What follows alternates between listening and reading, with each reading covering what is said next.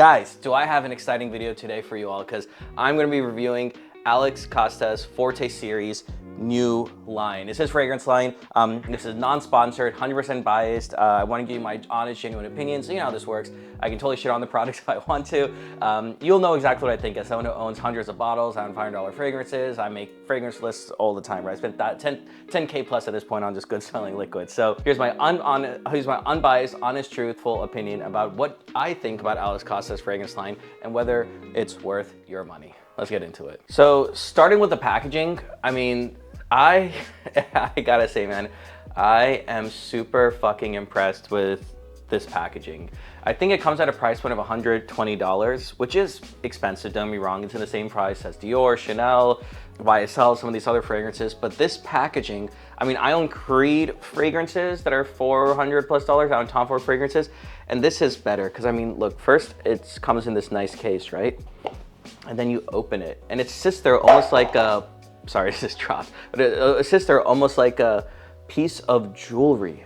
And then you take it, like only when I get my fiance gifts does it look this well presented. So I'm really impressed with the packaging, and this is like a really heavy, sleek bottle. It looks nice, it looks elegant, it doesn't look cheap at all.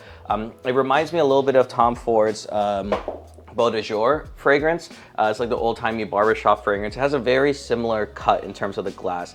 Let's take a quick atomizer spray right here. Let me get the camera to focus. So, very good spray, very decent spray. Yeah, man, it takes the Beau de Jour, Tom Ford, elegant look, makes it almost black, mysterious, dark. It's like this gray shade, and I think it's pretty actually freaking fantastic. Like I said, I own fragrances that are Tom Ford and Creed's where I drop $400 or $500, and they don't look as nice as this. So packaging, I gotta be honest, it is a 10 on 10 in terms of packaging. I wasn't expecting a $120 fragrance to come in such a nice package like this. But what really matters is the juice inside. And he has two different fragrances in this line. One is called Protagonist, and Antagonist. And you know, I fuck with it. I fuck with the yin and yang. I fuck with the daytime, nighttime, the good and the bad, the light and the dark. So I like the dynamic he has going on here. So the Protagonist, I'm assuming, is a lighter, nicer, more for the day, and more mass appealing. And the Antagonist is more for the bad boy, the nighttime, more probably the clubbing and date night. So let's start with the Protagonist, his review. And I think he said this one is going to be more mass appealing. And when I smelt this for the first time, right? That is really good, really elegant. What do I think of it? I remembered when I first smelled it, I was like, this smells good, but it reminds me of something. It's like, it was really nostalgic, and it almost reminded me of like a moment in time or fragrance. And then it finally fucking hit me, right? It reminded me of Le Mal. JPG's Le Mal. This is Ultra Male, but Le Mal is the green blue color version. That's the classic one that came out like 50 years ago. And once again, I'm not saying this is a clone or anything by any means, maybe inspired, but they do smell different. But it is very in the similar vein and to Le Mal versus Protagonist here. And it's like that bubble gummy, sweet, fruity, if you have a blender and put baby powder in it. And when I say floral, it's not floral in a sense that it's like, you know, you're smelling roses or some shit, right? It's like you're just walking by a bouquet of flowers and you get a whiff, right? So it's that floral scent. So it is sweeter, but then it's like textured down baby powder, and they made it masculine, right? And that's so similar to Le Mal. And man, this was like a genius stroke from Alex Costa and his team, because what a fucking idea to make a modern interpretation of Le Mal. And that's what this really smells like to me. Because Le Mal, for our generation, right? Like if you're like me, I'm 28, we're into fragrances or whatever, most of the scents we smelt growing up were Acqua di Gio, Dior Sauvage, Paco Rabanne 1 Million. These were gifts either given to us or gifts that are maybe our fathers were wearing, right? Or other men in our lives are wearing, or kids or our friends in our lives are wearing, right? So we grew up around these smells quite often, right? These shower gels, fresh and sweet, not really sweet, but more fresh type scents, right? And then that's just what we know and recognize. So I can guarantee you 50 years from now, I will still recognize the scent of Acqua di Gio if I by accident sit on someone. It'll take me back to a certain time. The generation above that, right, are like fathers, and when they were 28, 29, the scents that they were wearing was Le Male. It was Davidoff Coolwater. It was maybe Drakkar Noir, right? But Le Male, this is a flanker, by the way, so I don't have the real bottle. I ran out of recently. But Le Male was the ultra masculine scent. And this was such a brilliant move, once again, by Alex Costa's team, because they already know it's a very popular, sexy, seductive scent, right? Le Male was the kingpin of his time. I can guarantee you, in the 1990s, if you're walking around, 9 out of 10 men were smelling like Le Male. But what that does is that creates a strong association in our mind. Psychologically, when I smell Le Male, I smell fond memories. I smell growing up. I smell these things. And I can guarantee you, absolutely guarantee you, when you walk around with this on, women will give you compliments. I just know for a fact that women are gonna give you compliments on this one, because psychologically, we pick partners or choose people who remind us of our fathers or our mothers, especially the male or female role models in our life, depending on your gender. And most of the male role models in women our generation's lives, their fathers or older male role models were wearing Le Male. So they will smell you, and it's a modern interpretation of Le Male, and it's still slightly different, but it does have that same texture and vibe and feeling. But they'll smell that person, and they'll be like, I don't know why. And once again, so I think this is going to be one of those situations that gets you extreme reactions. This is not going to be a scent that you walk into a party and create a ventus and your head turning and you're like a compliment magnet, right? I think this is more of a subtle vibe, right? I think this is more when you're talking and sitting next to someone and they get a sniff and they're like, what is that you're wearing? And this will get extreme reactions. This will either get no compliments, or they'll be like, what are you wearing? I absolutely love that scent. Like, what is it that you're wearing? And they won't realize that reminds them of a scent or a pattern or a type of scent that used to be very popular like 30, 40 years ago. So Protagonist, in my book, it's really, really freaking good, really smart, really creative. It's time, man. We want some of these old time scents. Bootcut jeans are back. You know, we got baggy pants. We got velvet and corduroys back for jackets. So leather jackets are back in style. So like these old type of trends are coming back in style. So it makes sense. We want to take these older fragrances and bring them back in style as well, right? So I'm a fan of this scent. Actually, I think at $120, it actually comes at a very similar price point to Le Male, and I would personally pick this one over Le Male. It, in my opinion, lasts longer, it performs slightly better, and it's a modern interpretation of something that not many people have smelled before, but it still smells something similar to it.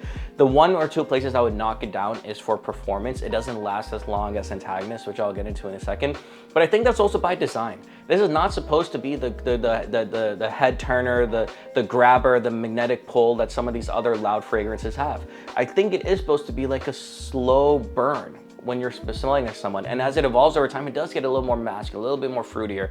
There's like a note, and I don't know if it's like iris or geranium or something, but this floral note that is mistakenly like sensitive Playboy. So that's the way I want to describe this one. It's that sensitive Playboy. It's almost like, so back when we were growing up, right? The masculine men in Hollywood, right? Sylvester Stallone, Jean-Claude Van Damme, Arnold Schwarzenegger, Brad Pitt, George Clooney, like these guys were the alpha males, right? When you see them in the movie, and they're undeniably very strong masculine features. Today's Hollywood leading men are Jacob Elordi. They are Timothée Chalamet. They are Austin Butler. They're these type of men, which, yes, they're still attractive, good-looking guys, obviously very good-looking guys, but they're not exactly what you would say is the archetype of what a masculine features are, right? They play they play to all sides, you know, like everyone understands that there is a different leading man these days, right? And that's what I think this is. This is for the modern attractive man. This is for the sensitive Playboy. This isn't for the alpha masculine, like hyper male, right? This is more for the current modern trajectory of what a good attractive looking man is. It's for today's leading man. Like I could totally see like Timothée Chalamet or like an Austin Butler or some guy like that rocking this. If you're a younger guy, absolutely go for this scent. But yeah, man, I absolutely think it's you know, you knocked it out of the park, Alex. Seriously, with this one, kudos to you. Really well done. The packaging, I'm still a sucker for great design and packaging. You guys can't see the rest of my apartment, but I'm very detail oriented, and I just love the heft and the weight to this one. And the fragrance, once again, it's a slow burn. Don't expect something right out of the gate to smack you in the nose like some of these other fragrances, but I think that's by design. And I think it's okay. I think it's okay to not be the guy who is the loudest guy in the room. This is the quiet introvert, the mysterious, like sensitive Playboy. I keep calling it that, but that's just what makes me really remind myself, right? And it's the guy who doesn't own the club, but he's in the club and he's kind of, you want to go hang out and talk to him. And when you talk to him, you get to know him and really love and like him later eventually on. That's what this is in a nutshell. Love Protagonist. Moving on to what I think I'm going to be wearing the most. Personally, when I smelt Antagonist, right? Let's get the camera here to focus. When I smelt Antagonist, Jesus Christ, bro, what a freaking scent. I mean, okay, so if I had to rank this out of a scale of 10, right?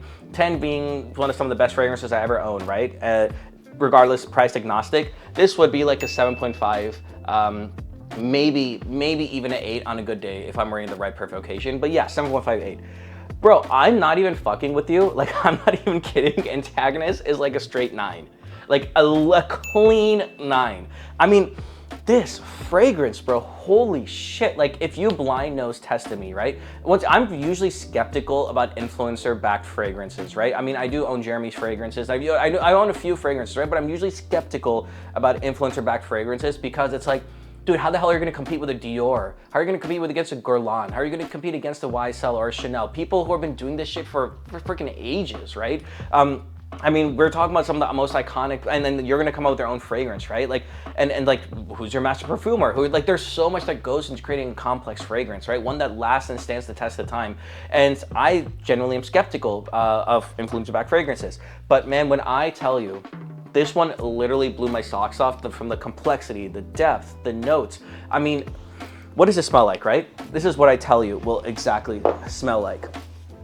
And I'm using fragrances, once again, not because they're clones, but to give you an idea of something you maybe smelled before. So it gives you some type of like anchor point to know what you're getting yourself into, right? It smells like Oud Wood by Tom Ford.